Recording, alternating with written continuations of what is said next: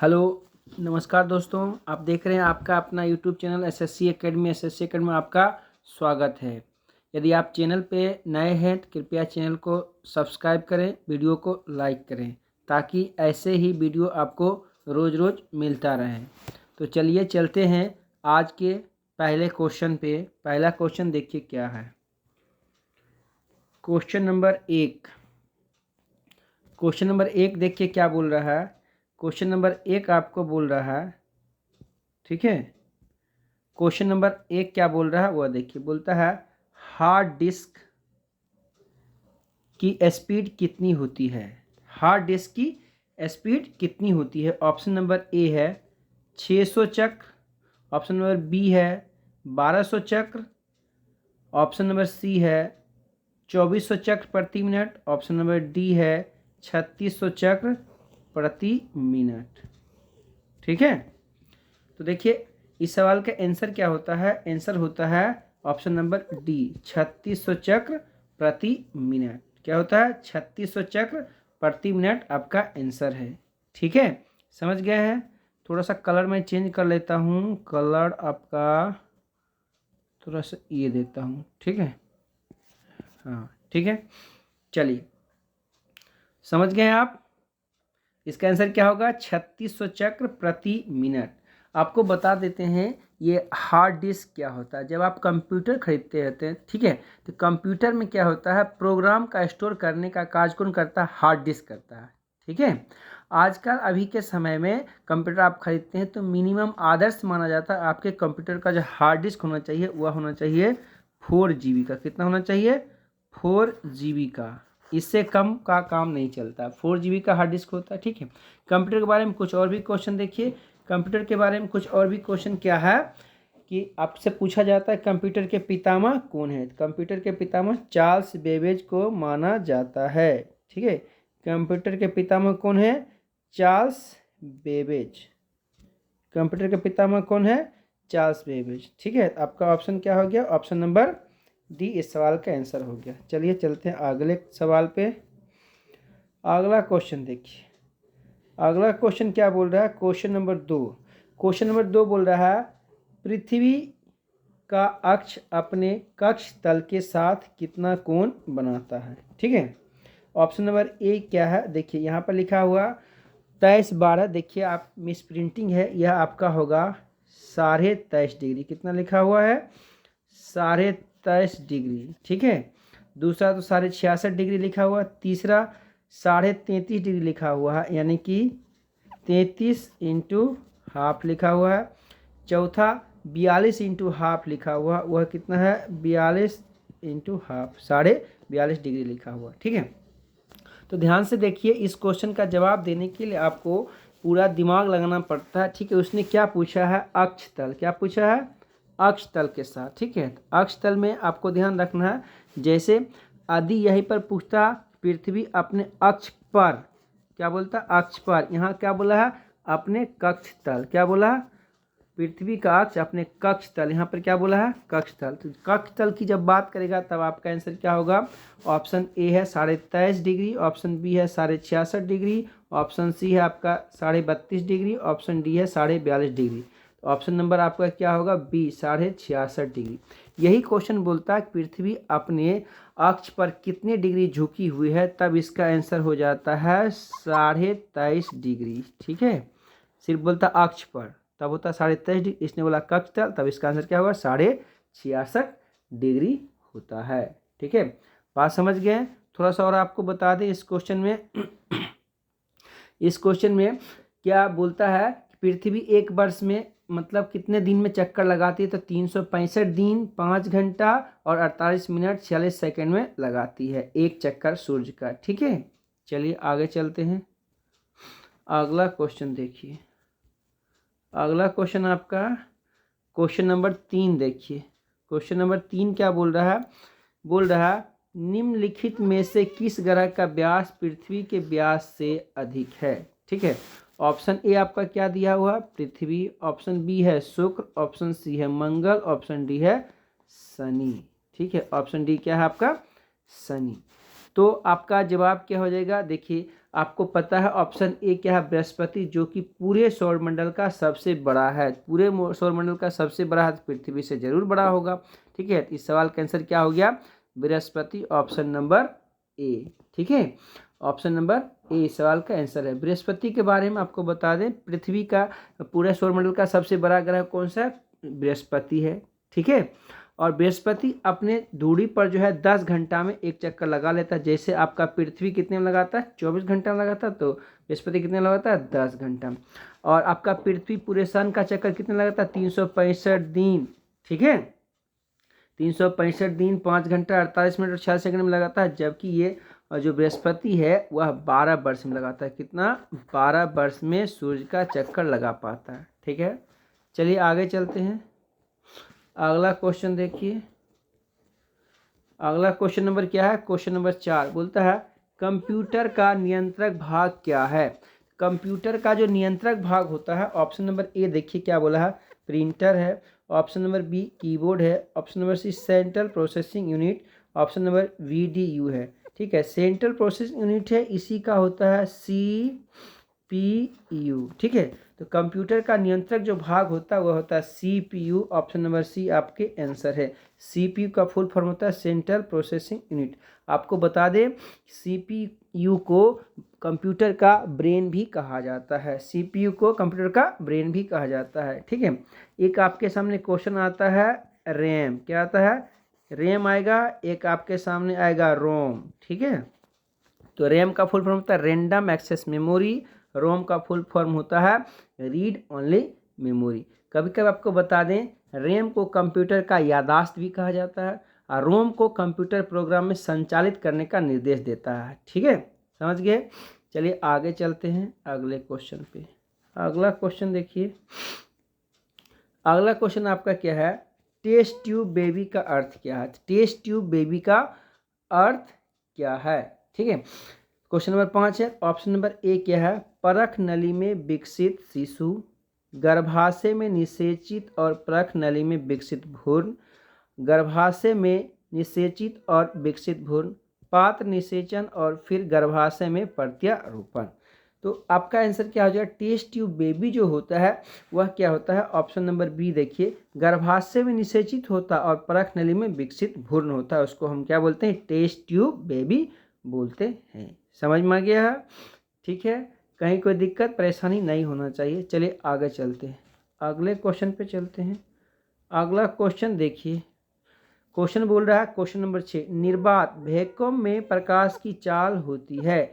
Vacuum में प्रकाश की चाल मतलब निर्वात में प्रकाश है। ऑप्शन नंबर ए है 10 × 10⁻10 मीटर पर सेकेंड, 2 × 10⁻9 मीटर पर सेकेंड, 3 × 10⁻8 मीटर पर सेकेंड और 4 × 10⁻7 मीटर पर सेकेंड। तो देखिए क्वेश्चन रिपीट हो रहा है, बार बार आपको बता रहे हैं। तो प्रकाश की चाल जो होती है वह होता है ऑप्शन नंबर सी 3 × 10⁻8 मीटर पर सेकेंड। ठीक है, आपको पिछले वीडियो में भी बताया गया था, आपको फिर से बता दें।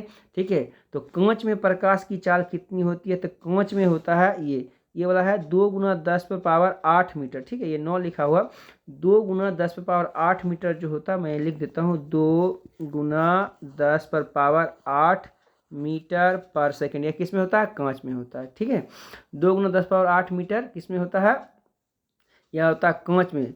जबकि जल वाटर में कितना होता है, वाटर में होता है 2.25 × 10⁸ मीटर पर सेकेंड होता है। ठीक है, तो चलते हैं आगे। ठीक है, अगला क्वेश्चन देखते हैं। अगला क्वेश्चन देखिए, क्वेश्चन नंबर 7 क्या है आपका। ठीक है, क्वेश्चन नंबर 7, 1 मिनट, हाँ ठीक है।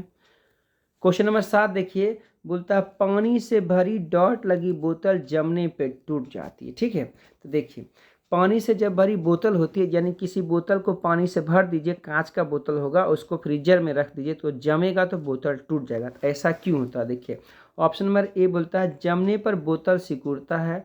ऑप्शन बी है जमने पर तल का आयतन घट जाता है, जमने पर जल का आयतन बढ़ जाता है, कांच ऊष्मा का कुचालक होता है। ठीक है, तो जब भी जमता है तो जल में ये क्या होता है, जल में ये कैपेसिटी होता है, ये गुण होता है, प्रॉपर्टी होता है कि उसका जो आयतन है वो बढ़ जाता है। तो ऑप्शन नंबर सी इस सवाल का आंसर हुआ, इसीलिए क्या होता है, वो टूट जाता है। ठीक है, बात समझ गए। आपको बता दें जल का जो क्या होता है, ठीक है, 4 डिग्री सी पर इसका घनत्व सर्वाधिक होता है। ठीक है, 4 डिग्री सी पर इसका घनत्व सर्वाधिक होता है, किसका, जल का। ठीक है, इस सवाल का ऑप्शन क्या होगा, ऑप्शन नंबर सी इस सवाल का आंसर हो गया। चलते हैं अगले सवाल पे। अगला सवाल देखिए, अगला सवाल नंबर 8। सवाल नंबर 8 बोलता है जब 0 डिग्री सी से 10 डिग्री सी तक गर्म किया जाता है जल को तो आयतन क्या होगा, बढ़ेगा। ऑप्शन ए है बढ़ेगा, ऑप्शन बी है घटेगा, ऑप्शन सी है पहले घटेगा बाद में बढ़ेगा, ऑप्शन डी है पहले बढ़ेगा। ठीक है, तो इसको समझने के लिए ध्यान से समझिए। आपको पता है डेंसिटी जो होता है, डेंसिटी यह होता है मास अपॉन में वॉल्यूम। ठीक है, तो डेंसिटी आपको पता है कि 4 डिग्री सी पर जो ये होता है डेंसिटी वह अधिकतम होता है, तो इसका वैल्यू क्या होगा, इस वॉल्यूम का वैल्यू क्या होगा, न्यूनतम होगा, तभी होगा। इसका मतलब हम क्या करते हैं, तो 0 डिग्री से अगर आगे जाएंगे तो वॉल्यूम धीरे धीरे घटेगा और 4 डिग्री सी पर बहुत कम हो जाएगा। इसका मतलब पहले क्या हुआ, वॉल्यूम यानी कि आयतन घटेगा बाद में बढ़ेगा। ऑप्शन नंबर क्या हुआ, इस सवाल का आंसर क्या हुआ, ऑप्शन नंबर सी पहले घटेगा बाद में बढ़ेगा। ठीक है, बात समझ गए हैं। चलिए आगे चलते हैं। ठीक है, अगले क्वेश्चन पे चलते हैं। क्वेश्चन नंबर 9 देखिए, क्वेश्चन नंबर 9 आपका क्या कह रहा वह देखिए, बोल रहा है 1 किलो, क्या बोल रहा है, 1 किलो कैलोरी ऊष्मा का मान क्या होता है। ठीक है, ध्यान से देखिए, यह जो किलो है यह आप क्या देख रहे हैं, किलो। ठीक है, किलो का मतलब होता है 10 पर पावर कितना, 3। तो 10 पावर 3 किस में है, तो इसमें है। ठीक है, सी नंबर। ऑप्शन ए क्या है 4.2 जूल, ऑप्शन बी है आपका 4.2 गुना 10 पर पावर 2 जूल, ऑप्शन सी है 4.2 गुना 10 पावर 3, ऑप्शन डी है आपका 4.2 गुना 10 पावर 4। किलो का मतलब होता है 10 पावर 3 और कैलोरी। ठीक है, तो एक कैलोरी अगर बोलता है तो उसका वैल्यू होता है 4.2। ठीक है, उसका वैल्यू कितना होता है, 4.2 होता है। तो 4.2 में किलो लगाना है तो 4.2 गुना 10 पावर 3 इस सवाल का आंसर है। ऑप्शन नंबर सी आंसर हुआ। ठीक है, बात समझ गए हैं। ठीक है, कहीं कोई दिक्कत परेशानी नहीं होनी चाहिए। ठीक है, अगर आपको बोले 1 कैलोरी बराबर तो होता है 4.2। एग्जैक्ट अगर वैल्यू बोले 1 कैलोरी बराबर तो 4 पॉइंट कितना होता है, 186 जूल होता है। ठीक है, 4.186 जूल होता है। ठीक है, समझ गए हैं। चलिए आगे चलते हैं, क्वेश्चन नंबर 10 की बात करते हैं। क्वेश्चन नंबर 10 बोलता है जब दो समांतर दर्पणों के बीच कोई वस्तु रख दी जाती है तो बनने वाले प्रतिबिंब की संख्या होती है। ठीक है, देखिए 2 समांतर दर्पण आप रखिए, ऐसे करके आप क्या रखिए, दर्पण रखिए। ठीक है, ऐसे करके आप क्या रख दीजिए, दर्पण रख दीजिए। ठीक है, तो इस स्थिति में यहाँ पर कोई वस्तु रखिए तो कितना इमेज बनेगा। तो आप इसको ध्यान से प्रैक्टिकल देखने के लिए आप देखिए, दाढ़ी बनवाने के लिए जब जाते हैं सैलून में, पीछे आगे लगा हुआ रहता है आपका दर्पण, तो उस स्थिति में आप अपना इमेज देखते हैं तो बहुत सा इमेज बनता है। ठीक है, देखिए ऑप्शन क्या है, ऑप्शन ए है 2, ऑप्शन बी है आपका 1, ऑप्शन सी है 6, ऑप्शन डी है अनंत। ठीक है, तो समांतर दर्पण के बीच कोई भी वस्तु जब रखा जाता है तो उसके दर्पण में इमेज की संख्या जो होती है वो होती है अनंत। ठीक है, तो अब देखिए यहाँ पर खाली बोला है कि समांतर दर्पण। ठीक है, कभी कभी क्या बोलेगा, ध्यान दीजिए, बोलेगा कि 2 दर्पण है किसी थीटा एंगल पर रखा। जैसे देखिए ऐसे करके एक दर्पण रखेंगे, एक दर्पण ऐसे करके रखेंगे। ठीक है, देखिए ये आपका क्या हो गया, दर्पण हो गया। ठीक है, ये आपका क्या हो गया, दर्पण। तो देखिए दोनों दर्पण के बीच क्या बन रहा है, थीटा एंगल बन रहा। ऐसे अगर एंगल बनता है तो कितना इमेज बनेगा। ठीक है, अगर थीटा एंगल पे कोई दर्पण रखा हुआ है, थीटा इमेज एंगल पर रखा हुआ, इसमें इमेज की संख्या होती है, क्या होता है 360 बटा में थीटा -1। ठीक है, 360 बटा में थीटा -1। जैसे समझिए अगर बोला कि 2 दर्पण कितना है 90 डिग्री पे के कोण पर रखा हुआ, तो 360 में 90 से भाग देंगे कितना आएगा 4, 4 में 1 से घटा देंगे तो कितना आ जाएगा 3। और इसका एक थोड़ा सा तरीका है कि कब ये एक हमेशा यूज नहीं करते, कभी कभी क्या होगा जैसे इसका 360 बटा थीटा का वैल्यू जब आपको सम संख्या आ जाएगा तब उसमें एक घटाइएगा, अगर विषम संख्या आ गया तो घटाने की जरूरत नहीं है। जैसे देखिए एक बार फिर से दिखाते हैं आपको दिखाते हैं। जैसे देखिए 360 बटा में यदि 90 देंगे तो इसका आंसर कितना आएगा 4। तो इस सवाल का आंसर 4 नहीं होगा, इसमें एक घटाएंगे, कितना होगा आंसर 3। ठीक है, आंसर कितना होगा 3। लेकिन यही क्वेश्चन बोलेगा कि 120 डिग्री का एंगल है, यानी कि 360 बटा में 120। देखिए इसको कटाएंगे कितना होगा, इसको कटाएंगे तो 3 बार में कट जाएगा, तो इस सवाल का आंसर 3 हो जाएगा। बात समझ गए? कहीं कोई दिक्कत परेशानी हो तो आप कमेंट कीजिए। ठीक है, तो इस सवाल का आंसर आपका अनंत हुआ, लेकिन आपके लिए बता दिए अलग से चीज़। दोस्तों यदि आप चैनल पे नए हैं तो कृपया चैनल को क्या कीजिए, सब्सक्राइब कीजिए और अपने दोस्तों में शेयर भी कीजिए। ठीक है, चलिए अगला क्वेश्चन नंबर 11 क्या है, बोलता है यदि लेंस द्वारा देखने पर अक्षरों का आकार छोटा दिखाई देता है तो वह लेंस होगा। ठीक है, देखिए ऑप्शन नंबर ए आपका क्या है, उत्तल। ऑप्शन नंबर बी क्या है आपका, समतल दर्पण। ऑप्शन नंबर सी क्या है, समतल अवतल। ऑप्शन नंबर डी क्या है, अवतल। ठीक है, तो ध्यान दीजिए लेंस क्या होता है, लेंस होता है किसी पारदर्शी पदार्थ का बना हुआ पार्ट, कम से कम एक पार्ट उसका गोलाई होता है, उसको हम क्या बोलते हैं, लेंस बोलते हैं। लेंस आर पार देख पाते हैं। ठीक है, अगर देखते हैं किसी अक्षर को देखेंगे इस लेंस को यदि छोटा दिखाई देता है तो वह क्या होता है, अवतल लेंस होता है। ठीक है, ये जो फिगर आपको ये दिखा रहा है ये उत्तल लेंस का। अवतल लेंस का फिगर ऐसे होता है, यानी कि बीच में से धंसा हुआ और साइड से उभरा हुआ उसको अवतल बोलते हैं, जबकि बीच में से उभरा साइड से धंसा हुआ इसको हम क्या बोलते हैं, अवतल लेंस बोलते हैं। ठीक है, तो इस सवाल का आंसर क्या हो गया, अवतल लेंस। ठीक है, समझ में आ गया, कोई दिक्कत कोई परेशानी नहीं है। ठीक है, एक बात आपको बता दें, कभी कभी आपके सामने क्वेश्चन आएगा यह क्या है आपका उत्तल, यह क्या है अवतल। आपसे पूछा जाता है कि अवतल दर्पण जो है, अवतल लेंस जो है इसका फोकस दूरी क्या होगा। ठीक है, और उत्तल लेंस का फोकस दूरी क्या होगा। तो हमेशा याद रखें अवतल दर्पण बोले कि अवतल लेंस बोले, इसका फोकस दूरी क्या होगा, ऋणात्मक होगा। जबकि उत्तल लेंस बोले, उत्तल दर्पण बोले, फोकस दूरी क्या होता है, धनात्मक होता है। ठीक है, आशा करते हैं आप समझ गए हैं। चलिए आगे चलते हैं। चलिए अगला क्वेश्चन नंबर 12 देखिए, बोल रहा है डायनमो का सिद्धांत आधारित है। ऑप्शन नंबर ए क्या है, एम्पियर के नियम पर, फैराडे के नियम पर, गॉस के नियम पर, कूलॉम के नियम पर। ठीक है, तो डायनमो सबसे पहले आपको बता दें, डायनमो से आपको सामने एक क्वेश्चन आएगा कि डायनमो किस ऊर्जा को किस ऊर्जा में बदलता है। तो डायनमो यांत्रिक ऊर्जा को विद्युत ऊर्जा में बदलता है और किस सिद्धांत पे कार्य करता है, फैराडे के नियम पे। इसको विद्युत चुंबकीय प्रेरण भी कहा जाता है। फैराडे के नियम पर यह कार्य करता है। ठीक है, बात समझ गए, कोई परेशानी नहीं है। इस सवाल का आंसर क्या होगा, फैराडे के नियम पर यह कार्य करता है। ठीक है, आगे चलते हैं। दोस्तों यदि आप चैनल पे नए हैं कृपया चैनल को क्या करें, सब्सक्राइब कीजिए। ठीक है, और अपने दोस्तों में शेयर भी कीजिए, आप सपोर्ट कीजिए। ठीक है, आपसे रिक्वेस्ट है आप सपोर्ट कीजिए। चलिए क्वेश्चन नंबर 13 देखिए, क्वेश्चन नंबर 13 क्या बोल रहा है कि डायोड किस रूप में कार्य करता है। तो ध्यान दीजिए डायोड किस रूप में कार्य करता है। ऑप्शन ए है रेक्टिफायर, ऑप्शन बी है इंडक्टेंस, ऑप्शन सी है कंडक्टेंस, ऑप्शन डी है इनमें से कोई नहीं। ठीक है, तो डायोड जो होता है, ठीक है, डायोड रेक्टिफायर के रूप में कार्य करता है। ठीक है, यानी कभी कभी आपके सामने क्वेश्चन आएगा डायोड का उपयोग कहाँ करते हैं। डायोड का उपयोग हम करते हैं किसमें, एसी से हम डीसी में कन्वर्ट करने के लिए डायोड का उपयोग करते हैं। ठीक है, एसी से डीसी में। ठीक है, आपसे कभी कभी पूछ जाएगा कि डायोड का आविष्कार किसने किया था। तो इसका आविष्कार करते हैं फ्लेमिंग। कौन किए थे, फ्लेमिंग ने डायोड का आविष्कार किया था। ठीक है, बात समझ में आ गया, कोई दिक्कत कोई परेशानी नहीं है। आगे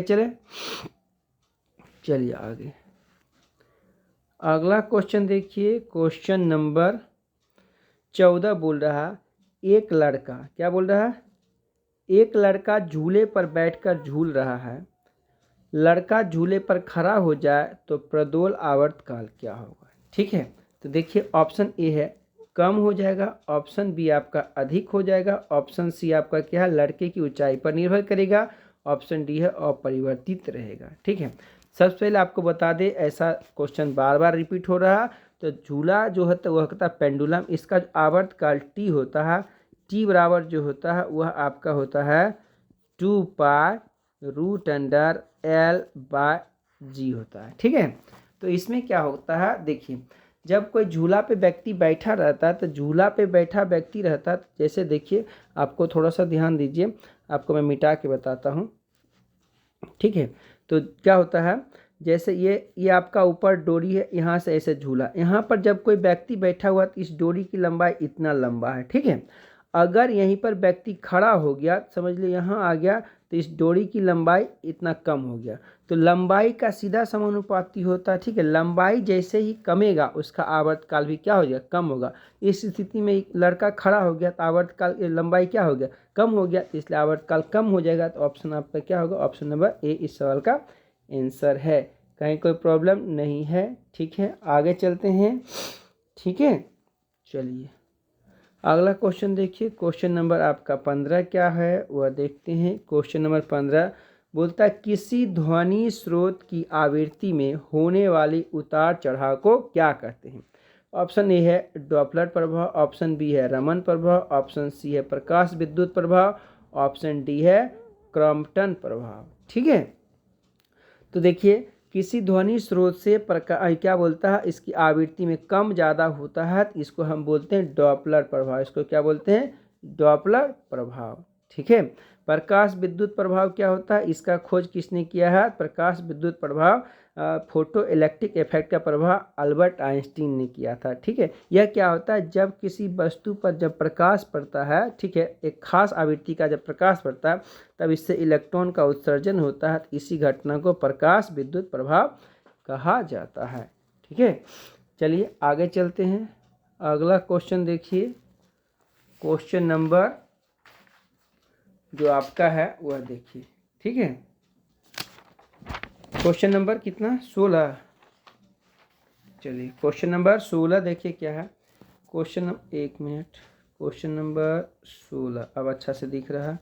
चलिए क्वेश्चन नंबर 16 क्या बोलता है, बोलता है हाइड्रोजन परमाणु। ठीक है, क्वेश्चन नंबर 16 क्या बोलता है हाइड्रोजन परमाणु का न्यूक्लियस बनता है। ठीक है, देखिए हाइड्रोजन के बारे में सबसे पहले इसका ऑप्शन क्या बोल रहा है, ऑप्शन ए बोल रहा है एक प्रोटॉन से, ऑप्शन बी बोलता है एक प्रोटॉन और 2 न्यूट्रॉन से, ऑप्शन सी बोलता है सिर्फ एक न्यूट्रॉन से, ऑप्शन डी बोलता है सिर्फ एक इलेक्ट्रॉन से। ठीक है, देखिए आपको पता है, आपको बता दें हाइड्रोजन के लिए आपने पढ़ा था हाइड्रोजन के 3 समस्थानिक होते हैं। हाइड्रोजन जो होता है नॉर्मल क्या होता है 1H1। ठीक है, तो देखिए ये नीचे वाला क्या होता है, नीचे वाला होता है परमाणु संख्या, ऊपर वाला क्या होता है द्रव्यमान संख्या। ठीक है, अब परमाणु संख्या और द्रव्यमान संख्या की बात करते हैं तो परमाणु संख्या प्रोटॉन होता है।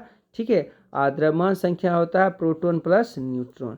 देखिए प्रोटॉन एक है तो इसका द्रव्यमान हम एक रखे हैं, लेकिन न्यूट्रॉन होता तो कुछ तो एक्स्ट्रा होता है, तो इसमें न्यूट्रॉन नहीं होता। ठीक है, इसमें सिर्फ क्या होता है प्रोटॉन होता है, क्या होता है प्रोटॉन। ठीक है, इस सवाल का आंसर क्या होगा ऑप्शन नंबर 1 इस सवाल का आंसर हो गया। ठीक है, आगे चलिए दोस्तों, यदि अच्छा लग रहा है तो आप ज़रूर से ज़रूर क्या कीजिए चैनल को सब्सक्राइब कीजिए और वीडियो को लाइक ज़रूर करिए। ठीक है, क्वेश्चन नंबर 17 देखिए बोल रहा है सोडियम धातु, क्या बोल रहा है सोडियम धातु को डुबाकर रखा जाता है। ऑप्शन ए है जल में, ऑप्शन बी है अल्कोहल में, ऑप्शन सी है पेट्रोल में, ऑप्शन डी है केरोसिन में। तो सोडियम को डुबा के रखा जाता है वह आपका केरोसिन में डुबा के रखा जाता है। ठीक है, सोडियम किस में डुबा कर रखता है केरोसिन में डुबा कर रखा जाता है। आपको कमेंट में बताना है सोडियम जो है सोडियम का परमाणु संख्या कितना होता है। सोडियम को काटने के लिए किसकी आवश्यकता होती है, चाकू से कट सकता है कि छेनी हथौड़ी से कट सकता है। ठीक है, सोडियम किससे कट सकता है। ओके, चलिए आगे चलते हैं। अगला क्वेश्चन देखिए, क्वेश्चन नंबर 18। क्वेश्चन नंबर 18 क्या बोल रहा है देखिए, बोलता है प्राकृतिक रबर का बहुलक पॉलीमर है। ठीक है, प्राकृतिक रबर किसका बहुलक है, ऑप्शन नंबर ए है आइसोप्रीन, ऑप्शन बी है एथिलीन, ऑप्शन सी है टेक्सेन, ऑप्शन डी है एसिटिलीन। तो प्राकृतिक रबर आइसोप्रीन का बहुलक है। प्राकृतिक रबर किसका बहुलक है? आइसोप्रीन। कभी कभी आपसे पूछा जाता है इसका अनुसूत्र क्या होता है, यह होता है C5H8। किसका अनुसूत्र होता है? आइसोप्रीन का, C5H8। ठीक है, चलिए अगला चलते हैं। अगला क्वेश्चन देखिए, क्वेश्चन नंबर 19 बोलता है रेयॉन रासायनिक दृष्टि से, रेयॉन रासायनिक दृष्टि से क्या होता है? रेयॉन रासायनिक दृष्टि से option number A glucose, option number B क्या है एमाइलेज, ऑप्शन नंबर सी क्या है सेलुलोज, ऑप्शन डी है पैक्टीन। तो रेयॉन रासायनिक दृष्टि से क्या होता है? सेलुलोज होता है। क्या होता है? सेलुलोज होता है। ठीक है, रेयॉन का उपयोग कपड़ा बनाने में किया जाता है, कालीन बनाने में, चिकित्सा क्षेत्र में किया जाता है, इसका उपयोग किया जाता है। ठीक है, आपको बताना है इस सेलुलोज के बारे में। आप और भी कहीं बताइए कि सेलुलोज, जैसे आपको बता देते हैं सेलुलोज का बना होता है, क्या बना होता है, और भी कुछ बताइएगा, ऑप्शन में आप बताइएगा। ठीक है, कमेंट में लिखिएगा। जैसे आपसे पूछेंगे सेल वॉल किसका बना होता है, तो आप जवाब दीजिए सेल वॉल किसका बना होता है कमेंट में। ओके, चलिए आगे चलते हैं अगले क्वेश्चन पे। क्वेश्चन नंबर 20 देखिए।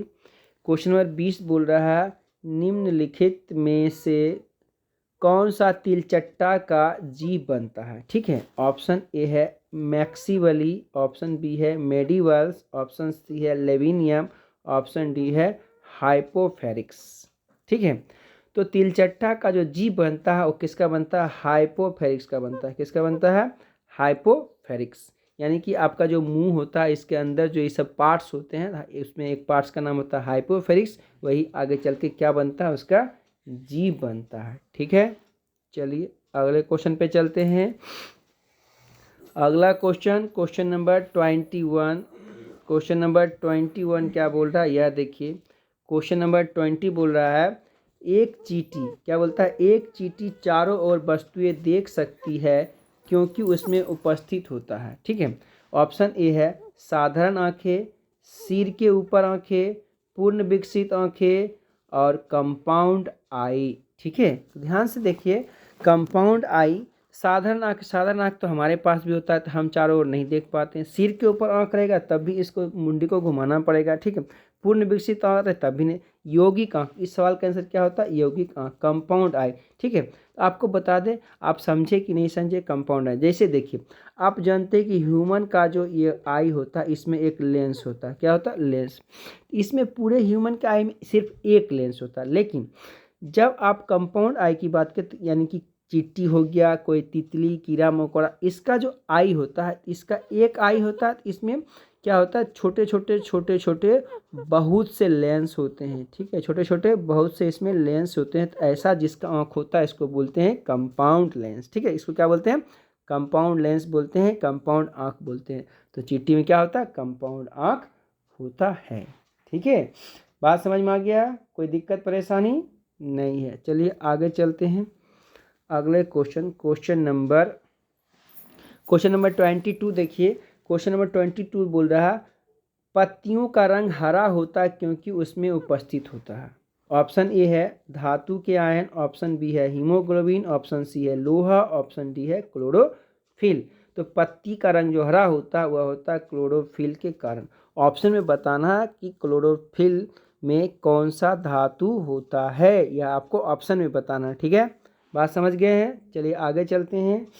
ठीक है, और भोजन बनाने में क्लोरोफिल की आवश्यकता होती है प्रकाश संश्लेषण में। ठीक है,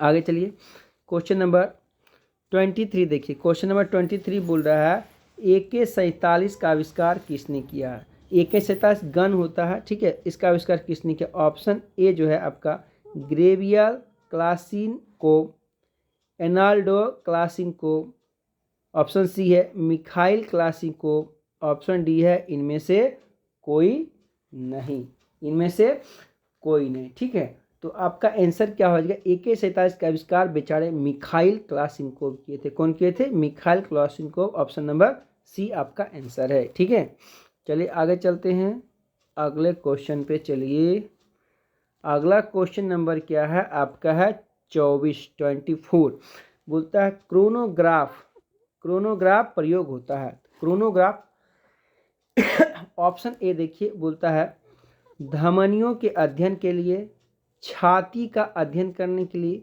देखने और प्राय सूर्य के प्रभाव का चित्रण करने के लिए, मनुष्य के शरीर का रक्त अध्ययन करने के लिए। ठीक है, तो क्रोनोग्राफ का यूज जो किया जाता है देखने के लिए किया जाता है, और सूरज के प्रभाव मंडल का चित्र, यानी कि सूरज जो ऊपर होता है उसका जो प्रभाव मंडल होता है, ठीक है, इसका चित्र लेने के लिए क्रोनोग्राफ का यूज किया जाता है। आपका आंसर क्या होगा? ऑप्शन नंबर सी आपका आंसर है। ठीक है, चलिए आगे चलते हैं, क्वेश्चन नंबर 25 को देखते हैं। क्वेश्चन नंबर 25 क्या है वह देखिए। क्वेश्चन नंबर 25 बोलता है कि जीवन के रासायनिक विकास का प्रस्ताव किसने रखा था? ठीक है, जीवन के रासायनिक विकास का प्रस्ताव ऑप्शन नंबर ए क्या है? डार्विन। ऑप्शन नंबर बी क्या है? लेमार्क। ऑप्शन नंबर सी क्या है? ऑपेरिन। ऑप्शन नंबर डी क्या है? हैचिल। ठीक है, तो जीवन का रासायनिक विकास का प्रस्ताव किसने रखा था? ऑपेरिन ने रखे थे। कौन रखे थे? ऑपेरिन। ऑप्शन नंबर सी आपका आंसर है। ठीक है, तो दोस्तों आपका ये 25 क्वेश्चन कंप्लीट हुआ है। तो आशा है कि अब आप वीडियो को लाइक कर दीजिए और चैनल को सब्सक्राइब कर लीजिए। ठीक है, thank you for watching. Bye bye, have a nice day. Bye bye.